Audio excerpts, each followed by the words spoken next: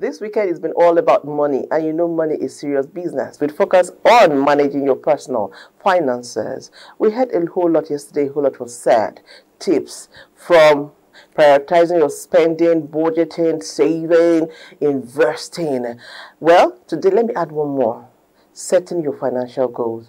Today, the conversation will continue. We had some amazing guests in the house yesterday. It was a masterclass from Mrs. Kelechi and Mr. Isaac, also an astute accountant, balanced the sheets for us yesterday. Today, we'll have more guests. And you, thank you for yesterday. You were amazing. Thank you for your contributions. You made our show more robust. Let's do it again today. I am, as usual, with... Oh, have I even called my name? That's how much money matter is. You forgot your name. My name is Patience Eloy Abba, and this is Weekend Deal, coming to you from the network service of the NTA. I was saying that I'm with the delectable, sparkling Thelma. Oh, that was amazing, Patience. What a wonderful way to open up our conversation today on Weekend Deal as we prioritize you and everyone watching us today, talking about managing your personal finances. Yesterday, our accountant in the house said, when you fail to plan, you're definitely planning to fail. And prudence must be at the offshoot of everything that has to do with your resources.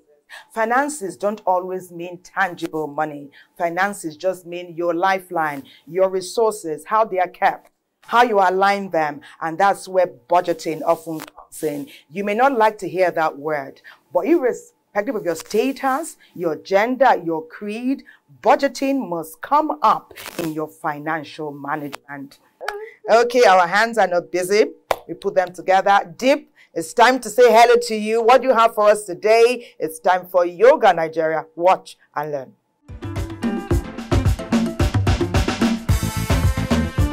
Raise your knee, walk towards your trunk.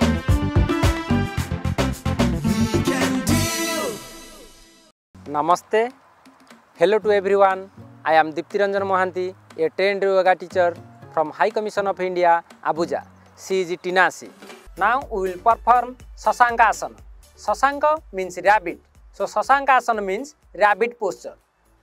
Those who are suffering from slip disc, severe back pain, hernia, sciatica, they should avoid this posture. Now breathe in, raise your both arms above your head. Both arms parallel to each other. Now breathe out, bend forward. Bend from your hip. Bring your both palms, forehead on the floor. Compress your chest, abdomen above your thighs. Hold this posture up to 5 seconds.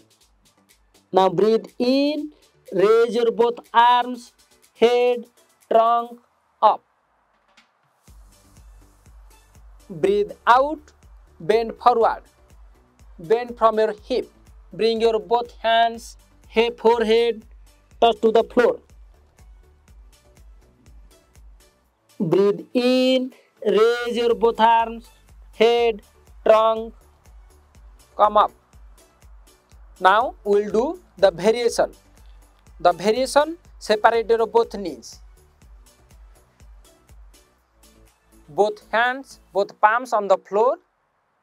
Now breathe out, bend forward, slide your both palms in front of your body. Touch your chin and chest on the floor. Look front. Hold this posture. Normal breathing. Breathe in, slowly come up. Once more, breathe out, come forward, slide your both palms, touch your chest and chin on the floor. Breathe in, raise your trunk up. Now, join your both knee, come to Vajrasana, both hands on your knees. Sasankasana, rabbit pose. This asana stretches and strengthens the back muscles and separates the individual vertebrae from each other, releasing pressures on the discs. This posture encourages the discs to resume their correct position. It also regulates the functioning of the adrenal glands. It tones the pelvic muscles and the sciatica nerves and is beneficial for both the male and female reproductive organs. Thank you for joining the yoga session. See you next time. Namaste.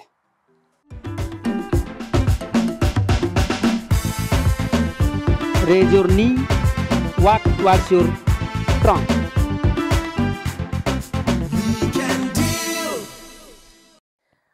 Deep, always stretching us to wellness, bringing body and soul together for relaxation.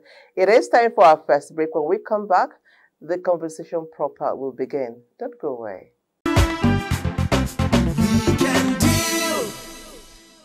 It's all about managing your personal finances on Weekend Deal. Let's join Francis once again with our background feature as he, alongside Dr. Komolafe, weave an interesting and engaging tapestry around financial management, yours and mine. Managing personal finances has to do with the art and science of managing your fund without your fund managing you. In another word, we call it personal financial portfolio management. So, your capacity to be in charge in terms of managing what comes to you in respect of fund and what goes out of you per time is financial management. To manage fund rightly, you have to be emotionally balanced to handle your first hierarchies, meeting your survival needs first. One who hasn't met his survival needs cannot do investment. You say, make a job first. My children never stop. I never chop. Where is investment? It's not even enough. So we want to look at shelter, your housing, your clothing, and your feeding. Once you are able to take care of that, or you manage to take care of that, then usually we tell people invest with information, invest with knowledge, invest with trend. Put your money where you can get it back. Put your money deliberately. Don't just throw money anyhow. You are not in charge.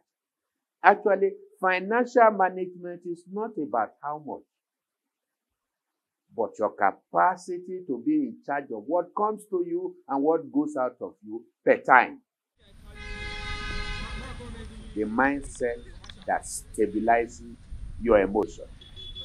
If your emotion is at variance with a decision, please don't do it. Somebody comes to you hurriedly and say, Francis, you see, this thing is working. I just made 3 million now. Be careful. Don't ever do anything impulsive. Your mindset tells you, don't be impulsive. At taking financial decision, look at it very seriously. Consider things. Look before you what? Leap. Don't leap first to say, it's just, life is a chance. Don't enter one chance. One chance is not only about vehicle, the automobile, where you wrongly enter, God forbid. One chance is also in financial management.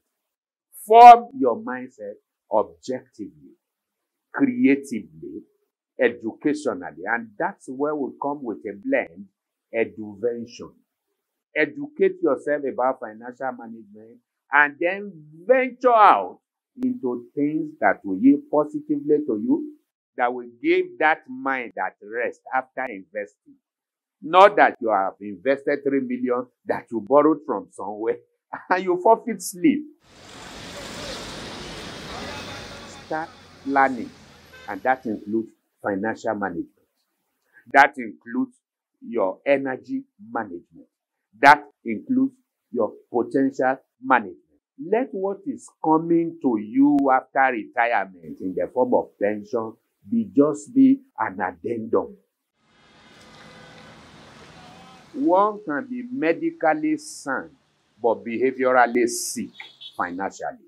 Financial health assessment test is just a one sheet that will help you to see the gaps, loopholes, and vacuums in your financial management principles, either as an individual, a family, institution, or organization, so that you can cross your T's and dot your I. It will show you your strengths, your weaknesses, your opportunities, and threats in managing your finances. And that is why when you see people who are not in charge, behaviorally speaking, when it comes to finance, anything they see appeals to them. And all they will be hearing in their feelings, buy me, buy me, buy me, buy me, buy me. So they want to buy everything, even when they don't have money for everything. Our focus on Weekend Deal today will be on managing personal finances. Weekend Deal! That was funny. Buy me, even when they don't have money. Okay, given the interesting times that we find ourselves, the financial landscape can be somewhat complex and, need I add, interesting. Now, our first contribution is from NTA Kano, and it is on navigating the financial landscape.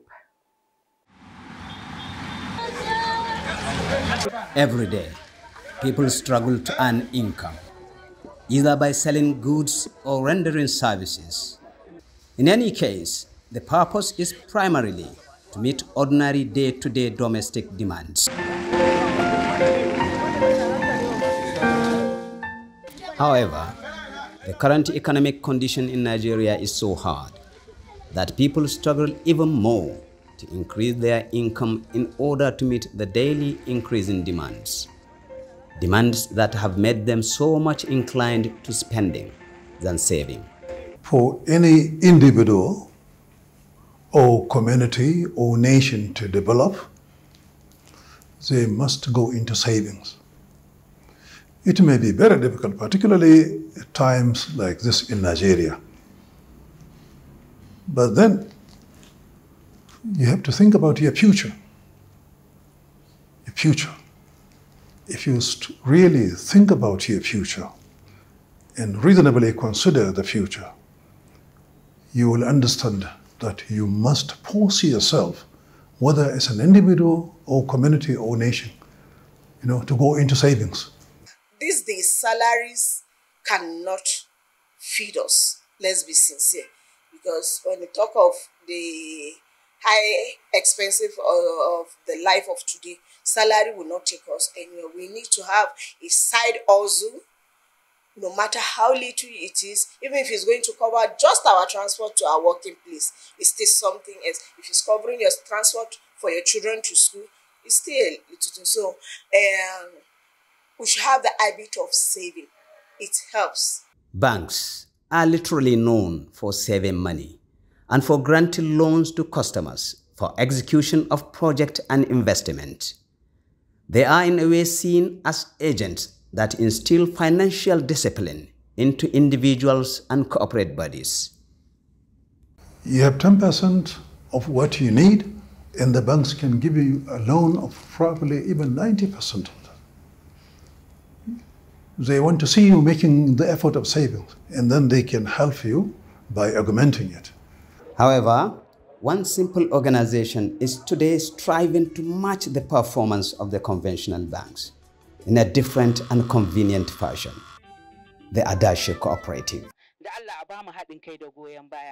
We have both civil servants and business, small-scale business women, and even men among us. So most of the time, it's easier for us when it's a small cooperative, let me call it adashi. Saving through adashi instead of bank is more convenience than saving in the bank, because saving in the bank sometimes is very tempting. You can be tempted to withdraw your money anytime, especially if it's not fixed deposit account that you cannot be able to withdraw. Let's say 10 people are doing, let's say 20,000. At least per month you can get 200,000. Am I correct? So you get 200,000. If it is bank, you cannot go to the bank directly once and withdraw 200,000 without depositing it. Through Adashi, one can save his little income to execute big project. You start small, but you need to continue to sustain it. Do it over a long time, depending on your goal. If you are saving, for example, to buy maybe a sewing machine, or you are buying a tricycle, you know what you need. Probably it's no more than 1 million naira. Then you have to plan it and say, okay, I'm earning a salary now of say 100,000. How much will I save out of that, and how long will it take me?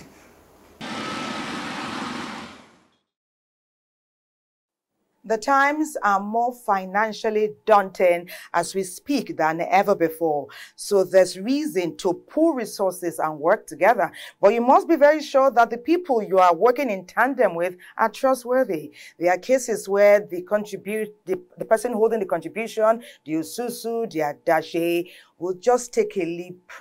When it's your turn to collect, you can't find the person. But let's begin to introduce our guests and make them welcome to our program today as we prioritize managing your personal finances. Let's meet, greet, and welcome Engineer Ikenna Nonso Obiaso, an entrepreneur.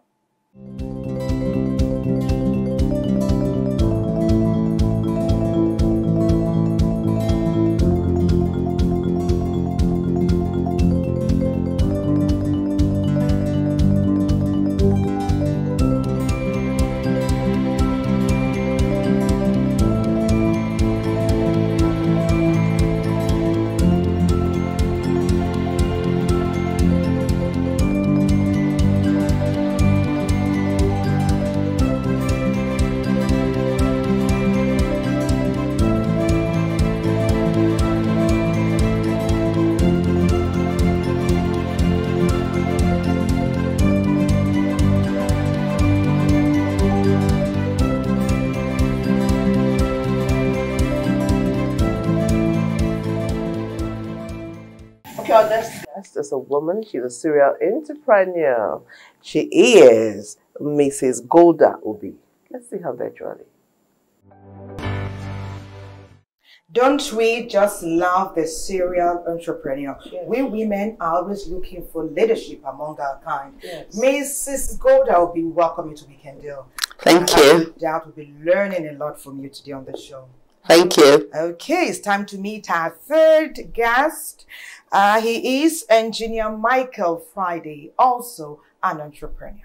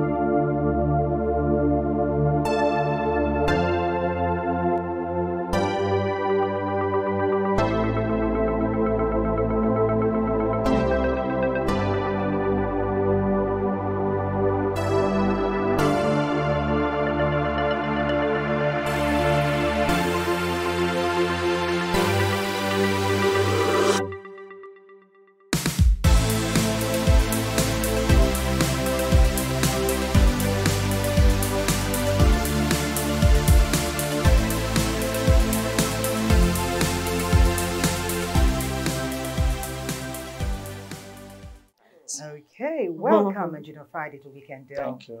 So all our guests are here and we're ready to roll. We've been talking since yesterday about managing personal finances. We all have very intimidating antecedents. All our guests here, no doubt we'll be learning a lot and we cannot wait to get started. When we're listening to our background feature, and Francis was talking with Dr. Komolafe, he talked about dotting the I's and the T's. And he mentioned financial health, management plan. You know, where did that come from? For many of us, that's new. Let me start with Mrs. Goldalby. Take us through. Well, you know, financial health is understanding what you have and understanding what you need to do. So you have to take a long-term view of what you need to spend. Then you look at what you have. You can't just spend. There's something that says if you can't pay twice, don't pay once. So if you don't have enough money to lose and still have money to start again, then don't go into that venture. Because it means you simply can't afford it, you know. So I think the first thing with, you know, managing your personal finances is looking at what your costs are, what are your expenses, what is a need and what is a want, you know. And so when you plan where your money needs to go, then you look at what you have and you begin to chart how you're going to meet all those needs. And a lot of us who are parents, you know, school fees and your children's costs. So you must plan for it. You can't wake up and say, oh, it's school fees time. What do I do? No, you know it's going to happen. You know rent is going to happen. You know food is going to happen. You know that you have to do enrichment for your family experiences. So you must sit down, look at your income, look at your outflow, and then have you know. I mean, the men, I'm sure. The guys need to do a lot more. Planning. But increasingly, women are now having to be, well, I say, business partners, you know, with their husbands and managing. On the center of management. Family finances, you know. And even if you're not married, you also have an ecosystem, a community around you. All of you need to look at what you're doing with your money. No more frivolous spending. No more. I mean, the time do not even call for frivolous spending. If you go that road, it will tell on you. Okay, there's another thing that stops a whole lot of people from, when it comes to managing your finances, a whole lot of people are dealing with debt. You know, when they're heavily indebted and they don't even know how to navigate themselves out. I'm talking to you now. I'm looking at you, sir. Engineer Michael Friday, it's you. How do you navigate? Let's say you're owing so many people or owing. How do you navigate out of it? Because that's where a lot of people are. A whole lot of people are on that table, you know. Simply, I would say prioritizing your income and how you spend your income. Like some people fall into indebtedness because, one, sometimes they live above their means. Yes. I usually tell people that the vigor, the tenacity you use in pursuing money to earn money into your comfort, if you use the same vigor during expenditure, you will never run into trouble spending money. Because everybody's focus is, oh, I'm going to work. Like, if you check around the world today, one of the most keen things people do on earth today, after serving God, is pursuing money. But the same strength they use in pursuing money, when it is time for you to spend that same money, you must have forgotten the labor, the sweat, whatever you went through to earn that money into your pocket. You can just flip up 20,000 naira, there it goes. You never remember again that this 20,000 naira took you about 3, 4, 5 weeks to come into your system. So if you can remember at the point of expenditure, how you get that same money, you will not be extravagant in any way. But at some points, we must be able to handle some of our wants now. When will we be able to do those wants? Will it be just focused on the needs? No. Nobody. You have to start from needs. Nobody finishes his wants. Nobody. Even the richest man on earth still have wants he cannot satisfy. But Ike, yes, you've talked about saving. But you're in an economy where inflation runs faster than the interest on your saving. So do we not then take an investment approach rather than a saving you can only invest when you have saved enough. You can't start investing without money. Let me assume people start from different points of life. Some start from workouts, some start from different services, professional services. Like some of us, we can come out with that money. We are a civil engineer, do a design and get paid. But some has to work before they get paid in a month. So when you have gotten that money, it's not enough for you to actually invest. So I'll put it away somewhere. There's no second option to saving for you to begin to invest. Yes, inflation comes up along the line, so you might have to erode probably your original idea of how much you need to go into a certain particular kind of business. Are you getting me? But how do you start investing without having money? I think I was talking more of before you now go into it. Formal saving in a bank is what I mean. In a bank, of course. So, because you're talking from even a higher level, let us take the cleaners in an office. I think if you start with Esusu, where each person has a lump sum. Now, I believe every organization now, today, needs financial management training for its staff. Because your salary, your capacity as an entrepreneur to pay the living salary, living wage, is really reduced because of the business challenges. If you begin to teach your staff financial management, teaching them that investment is not only when you have to build a big house. No, you can start this cleaner, you do a susu, you start and you buy your ogi, your whatever that you're going to do. They're little businesses that just add to the salary that you have. You have a minimum wage that is being proposed of 70,000. How many businesses can afford to pay their staff 70,000? What is the income? So the best thing is beginning what you're doing, which is this financial management awareness of personal finances, managing your personal finances, and teaching even from the most junior person, up. And then, but when you do those kind of collections where, obviously, like you said, there are risks. Somebody can take their susu and run. But if the business gets involved, the business owner gets involved in anchoring, then you have a situation where you get it and you can invest in something. You start from there. Financial health and financial awareness is the way to go. We must be financially aware. It is time for our second break. We are still here, so don't go away.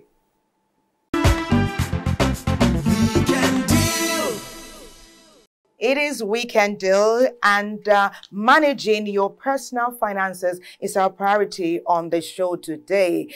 Don't forget to keep your messages coming in. We're ready and waiting to read them out and have our experts in the house align with them and give you solutions that are workable and actionable. Well, Doshima has been working this past week as well to make her contribution to this topic, and she's focused on budgeting for success. Doshima, how? When? Who? This is Mr. Godwin, a cobbler who says no to debts. Mr. Godwin is a father and a husband with responsibilities. He doesn't believe in debt, but share hard work, living within your means and determination. With his little income, Mr. Godwin shares with us how he manages to sustain his family without debts. I plant based on what comes my way. Yes, I learned to live within my means, not just within my means, below my means is possible, so that I can be able to plan for eventualities. Of course, like you know, I have families, I have a child, woke up one day and then the child is not feeling well, woke up one day. I also have a my late younger brother's children also. You wake up one day and then you find out. So, but fine and why? Because I've been trying as much as possible, coming from a very low background, I can live under any circumstance. So trying to live below my means is what I've always fight every day to be. A lot of us want to live so large that we live our lives and live the lives of others, all to ourselves. So other people now has to suffer while few are living. It's a general thing that is affecting us in this part of the world. Maybe, I don't know, because of, can I call it pride? Can I call it, but because that is not luxury. Luxury, I don't know how to call it, but the truth of the matter is that people need to live comfortable as a human being. My plan is daily. Whatever comes my way, every day, that is what I plan with. It's daily. House, health, transportation, and every other thing is within that day. I plan it every day, what comes my way, and the feeding, what comes my way every day is what I planned with. That is why what should be kept is being kept every day, depending on what comes my way. Even in this shop, I have, like you can see a box here now. There's something inside. So every day, this one is for business. So I try to keep what should be kept every day, and the money that should not go to where it should not go, every money should be stayed where it's supposed to stay within the day. So I plan every day, because I can't plan monthly. If I want to plan monthly, nothing will be left. So I plan with what comes my way every day. It is actually very possible to live without debts. Avoid borrowing. It brings about a lot of problems. Live within your means. Planning is extremely important, no matter how low or big your income is. Keeping it real does not get realer than what Mr. Godwin has just told us. He said he even lives below his means. He plans every day according to what gets to him. That is beautiful. And Doshima, that was beautiful. Okay, see, Doshima said something there. She said the issue of borrowing and paying debts. So I said something here and I asked the question. I said, okay, so for someone who is already in debt, who is neck deep, how does he or she come out? What should a person do? Well, before you sink into indebtedness, there are some things that led into that. Yeah. First of all, cut off those things that sink you into indebtedness. That is number one. Number two, if you are still working and you are earning and you are indebted, either to a bank or to an individual, one of the best routes for you to get out of indebtedness is servicing it. Take example from the ant hill. You see some little ants that are not powerful, they don't have strength or whatever, but they pick one grain of soil and they kept moving them one by one. Before you know, an ant hill is built. So if you are indebted, whatever you are earning, just spread your income, this particular amount of money on monthly basis, weekly basis, like the young man, Mr. Godwin just said that he lives below his income. And not just that every day he plans according to whatsoever comes in. So if you can come up with that strategy, no matter how, if you are owing somebody for 6 months, for 1 year, and you don't even talk about it, the person will be bitter and what have you. But if one day you wake up in the morning, 2,000 naira, 1,000 naira, 20,000 naira, 500 naira, is no longer going up, rather it's diminishing. Yes. So that is how to tackle indebtedness. And also, while you are in that situation, enlarge your scope. Open your mind toward other things you can do. Like there are some people in the village, like from a locality now, on market days, you see some women going to collect some certain things from other neighbors. After selling, they make some little money. return the capital, and then the gain become theirs. I've seen my mother doing that while growing. You get it? So you just have to be active on the field to pull yourself out of such situation. And to be sincere. And to be sincere with yourself and with others. And with who you're owing. You must speak. Yeah. Go to the person and say, look, I have this difficulty, but I want to pay this and this and this is how I can manage it. And more often than not, that person will say, go ahead, because it is better to receive a little bit of what is being owed to you than you just run away and you don't say anything. No, come and negotiate. You know, in foreign lands, they say you come to the table and negotiate your debt. Tell us what you can pay and how you can pay. Yeah. Again, in line with this issue of debt, the point is, a lot of people who borrow money don't have capacity to pay. My advice to those who lend money is, don't lend what we cannot forget. This Nigerian, I've been in this environment. Yes. As a matter of fact, I'm in a business that people call in. There's no day people don't ask me for money. Virtually every day, you can have 3 people. When I have 10 calls, 8 of them is people who are in need. And I know that a lot of them don't have capacity to pay. Because either they are not even employed, or they are looking for a job, or that what they do does not sustain them daily. So to avoid those big headaches, what I give is what I can afford to forget. Yes. Just give, okay, you want me to give you 100,000, okay, sorry, take this 10,000, I can afford to give you. Then if you don't pay, I don't have to go back start crying. Yes, exactly. But if you pay all good. We pay all good. Yeah. So this is our country, this is Nigeria, and every system is peculiar. Every environment is peculiar. Financial So integrity. So you look at your peculiar environment and then act, accordingly. But again, we are talking about small-time borrowers. But when we are talking about lending big money for businesses, because people who will come really, that are capable, that have businesses to do, and they use the money to do business, and either maybe the thing failed or they didn't go according to plan. Of course, it happens a lot. The country, you take money and invest somewhere for business, and you didn't get your result as expected. What do? That's when these things start coming into play. Because you have capacity to make money. Even if it fails, you must do other things that will give you some money. Even if it doesn't give you that bulk money. Then a man of integrity, when he finds himself in this situation, what does he do? Does he start hiding?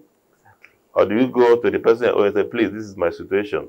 Understand it. But as soon as money start coming, please start defraying. But advice to anybody, because this all you got, integrity. What about tomorrow? If people know you are somebody who borrows that you don't pay, after 2 or 3 rounds, you can borrow again. So you are getting yourself deeper into the hole. So the best thing is you must pay what you owe. If you don't have money immediately, you must reach the person you're owing and look at what is going on, and the person will stand with you. And as soon as money comes in their hand, please you start paying. So that tomorrow you'll be qualified to borrow again if you have such a need. So it's very important for you to have financial integrity. And some people don't know that words spread around very easily. Very quickly. Very quickly. This man, if your borrower doesn't pay, before you know it, everybody that we can go to has become, informed that you don't pay when you borrow. So for your own, health, for your own sake, it's important to handle that part. It's one of the most critical parts in a man's growth. For a good name. You must create it. You don't buy it from the market. Okay, I'll take a few messages now. And perhaps one will align with what we're discussing now about being indebted, to people. You had a genuine cause to take a loan, but then the business failed. Someone reaching us says reaching us for Makodi, but he didn't tell us his name. He says some businessmen and women have good intentions, but then the business goes down as a result of their selfishness or inability to manage a business properly. They said in the business, when you fail is when you use an autocratic style of leadership. You must use a democratic style because you live in Nigeria. You don't use what the white man uses to run his business. It will not work for you here. You must know your staff, know their personal challenges, their issues, and you treat those working under you as you, their leader, would like to be treated. But I need to ask you to hold your thoughts. We'll come back to get your take on this. We're touching down in Makurdi now. Austerity and inflation. There's one feature we did one time. They called it shrinkflation. They are reducing the quantity of what they sell. Meanwhile, the prices are on the up and up. Makurdi, you did your research. Please, let's know what you found out. In a world where economic stability can be precarious, understanding the impact of austerity measures and inflation is crucial for managing personal finances. Makurdi and her residents are no strangers to the effect of economic policies on everyday life. We have a lot of banditry and kidnapping, and especially in the agricultural areas. So people are not going to the farms. Okay. Now, not going to the farms means that we have food shortage. Food shortage means we have an increase in the price of food. It's an economic variable.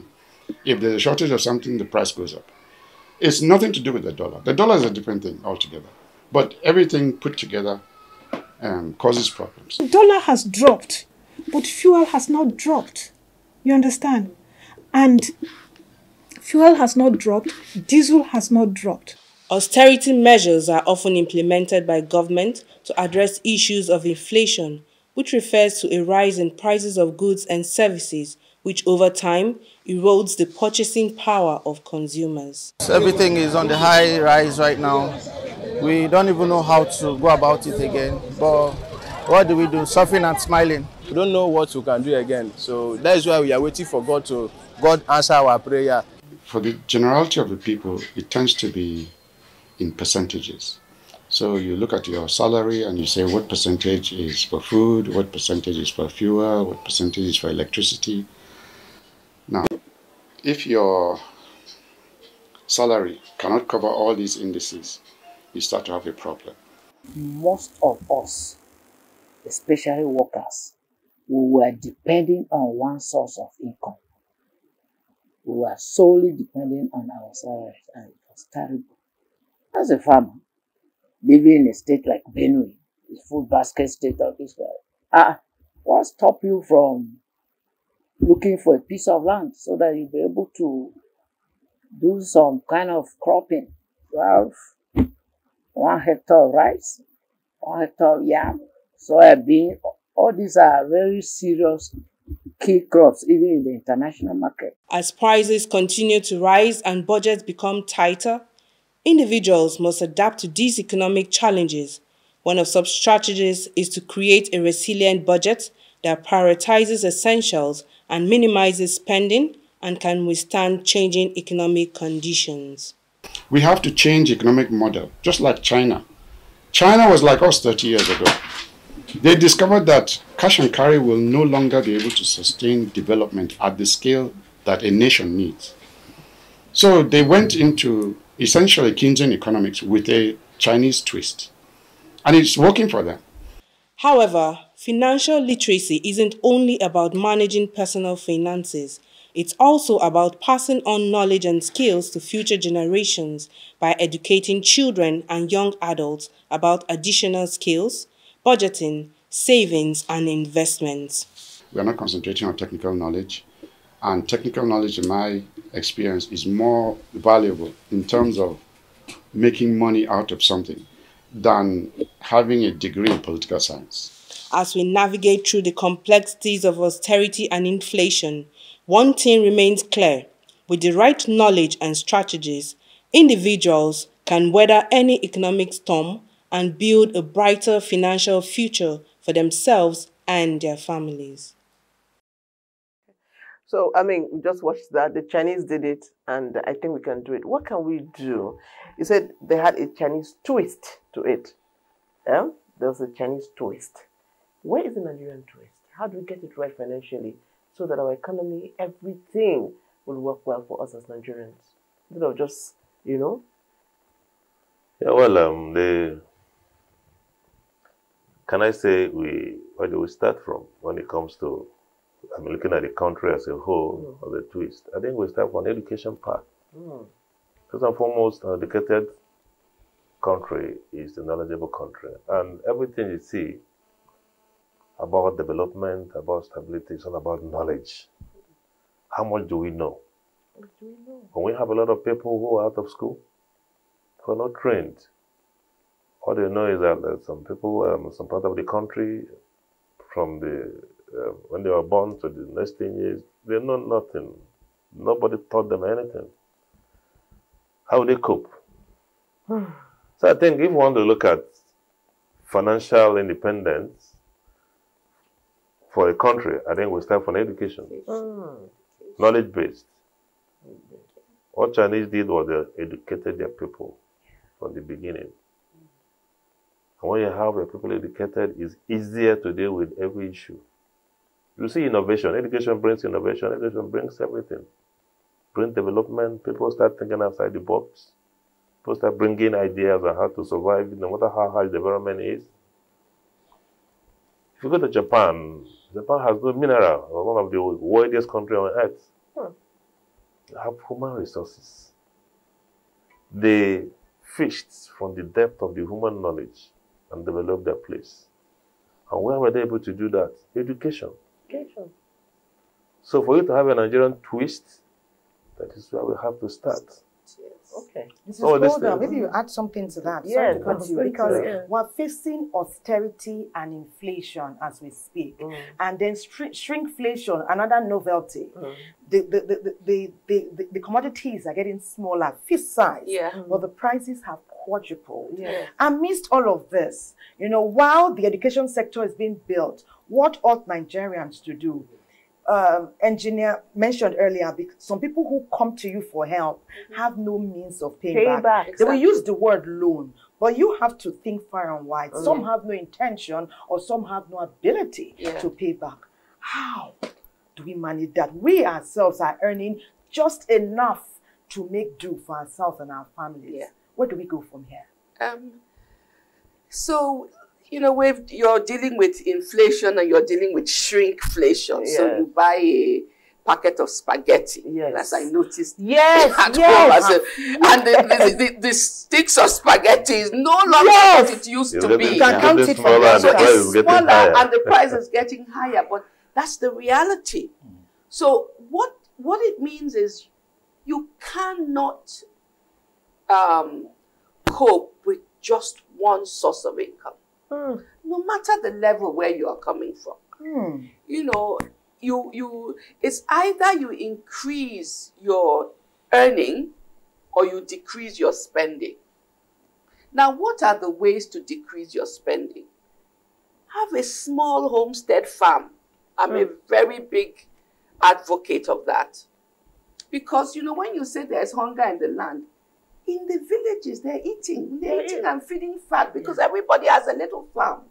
So if you can reduce, even if it's the herbs, it's just no matter how little, reduce something from what you produce. Have a little coop for chickens or something.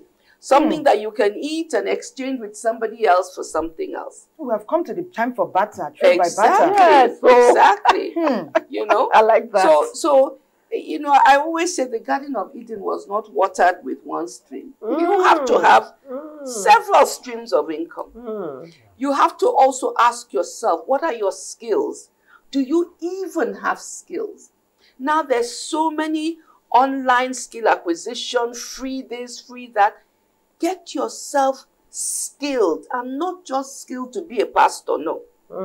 Because that seems to be the easiest thing that people think that they can do. Yes, we all have word, but it's no longer that easy to get money out of people. So you have to get yourself doing something that somebody wants. And you must sit down, look in your environment, and say, where is the need? On that note, I ask you to hold your thoughts a bit. I like the direction we're going, but we need to take a short break on Weekend Deal as we prioritize managing your finances. We will be right back. Don't go anywhere.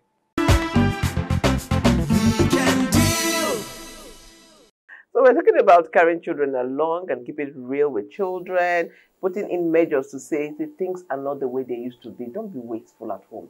That could help. So Mrs. Goldie has told us a whole lot. I want the men to respond to this. Your wives, coming back to say the money is finished, this has finished, this has finished. What are you working with them? Are you synergizing with them to say, Madam, why don't you do bulk buy or whatever method that should be? Let me start with you. Well, maybe my case is a bit different. I have a wife that earns money. She's also an entrepreneur and has a IDF, so she understands what money is all about. Okay, good. And I'm faithful in also dropping what I need for the family. And then for me, I just give the money and I allow you to manage it. Good. You know when you're due. So don't come back in between and say you need more money because I'm not going to listen to that. I like that. So if anything in between, don't call. With my children that are in school, every 2 weeks you receive your money. Every 2 weeks? Manage it till the next 2 weeks. So that amount of money I give you every 2 weeks. That's my time to every 2 weeks. Yes. Once in 2 weeks in my time, I just send it. You get your life. We also have the children to have discipline. So when you say daddy in between, I say no. You know when you're due? You know when you're due? Don't. Just manage it. So what am I trying to do? I'm going to kind of make you understand that you don't have the power to spend money the way you like. That you have a limit of what you're going to spend within a particular period of time. That's training. So you budget yourself, cut off what you need to cut off. But you know your daddy will not give you money in between the time. There's a time for it to come. Our conversation is still here. It is all about managing your personal finances. While that was going on, we had a little chat here where somebody said that most times we're indebted to our uncles and aunties who trained us. Some of them pass, and they have these children have this responsibility within the African context. And you know, most times we are communal. The African living is communal. Now, coming to finances, we are under pressure. So we're going to have this conversation here now for some time. How do you manage our Africanness, where you're expected to reach out to family members and being prudent and not being stingy? It's a whole complex. I don't know. Yeah, he's an uncle. Let's say, like that man wrote, uncle is past, the children are there, you have your own kids, your training. How do we manage this so that family relationships will not break? A whole lot of families are broken because they feel this auntie, this uncle who is supposed to be sending money, Thelma is supposed to be sending us 50,000 every month, and she's not sending. And the truth is that Thelma has her own issues. Patience has her own issues. How do we manage this? Okay. All right. You know, when it comes to managing the Africanness in us, one, you must stay on top of your game if you find yourself in such situation. I was trying to say something to Mrs. Obi just now that I happen to be in a position where I have so much responsibility on my head, training several children and all of that. And suddenly, these children sometimes, no matter how you want to be smart, they will always outsmart you because they have girlfriends to take care of or boyfriend or they want to live above their means in schools. So when Remita was introduced, I now wake up one morning and say, good luck to me. And do you know, within a space of 1 week, more than 10, 15 children stopped calling my number when I said, send me your Remita account, your school fees will be sent to it. And they stayed off. So such a child will no longer come back tomorrow to blame Michael for not paying his or her school fee. So if you want to carry everybody's load, definitely remember your own immediate family. God may have positioned that person to help you yesteryears, but despite that, your reward system should not overwhelm your income. Whatever you are going to reward others, remember, you also have your children to take care of. And as you are doing that, yes, in Africa, we are religious in nature, we believe in God and whatever. But though I have seen countries like China, Singapore, that worship nothing but they are on top of their game, making wealth and whatever. But while you are waiting for that reward system, God will definitely reward you as we always believe. But while you are waiting for that reward, please be sensible in your approach. Be wise in your dealing. And also, take care of those you can take care of within your comfort. But if you are rushing to go and borrow because you want to help, you may return back tomorrow to cry. Because whatever you have given out is out. And they're not coming back. Okay, we'll rest it there for now. We'll come back to you. Managing family expectations and your finances so that the family relationship will not break. Oh yeah, take it from there. Well, you know, a lot of men like to have stay-at-home wives. A lot of women stay at home. And so it's a bit challenging in these times. I think I would recommend 2-income homes. Even if the wife is doing something from the home, some way to have a little bit of financial independence, because it's not every salt and every Maggi that the money that Oga gives you can cover. You will take what you are given, thank him for it, and then, you know, see how you can stretch it to make it rich. Because I believe in most homes, the husband is sincere enough to give what he has. But if you are the one going to the market now, what he has a finite limit. It's not a bottomless pit. So you must take that and you must find a way to make it stretch. You know, and if you are able to bring your own little income. Now, a lot of women do this. Okay, me, I'm going to market or I'm going to buy a bag of beans. Do you want to share? Do you understand? That way, I make a little bit of money. My transport to the market is covered. I can use that now, cover some things as I go. I'm also helping my committee of friends. Oh, I'm buying chicken. Okay, I will grill it too. A little bit. So there's things that even as a stay-at-home wife, you can do to support your husband's income. Now, if you're a working woman, the best thing is to see, you know, which area of the family expenditure you take over. I don't support he married me and so I should be an albatross on his head. Albatross. Albatross like that. He was going, you know, I say you are ships on the ocean. He was sailing, you were sailing, you've come together, you must support each other. I don't advocate women that say, no, I'll fold my hand, I've answered his name, so he must pay from Genesis to Revelation. It doesn't work like that. And those days are frankly gone. If you do that, you either push him to steal or you yourself will start to steal. Cooperation. I think the question now is the men are even asking women as they're liking you, what are you bringing to the table? Now what they're asking everyone. What are you bringing to the table? And some will tell you they're bringing their beauty. Some will tell you they're bringing... You know, we have made our points. I think Nigerians have heard us.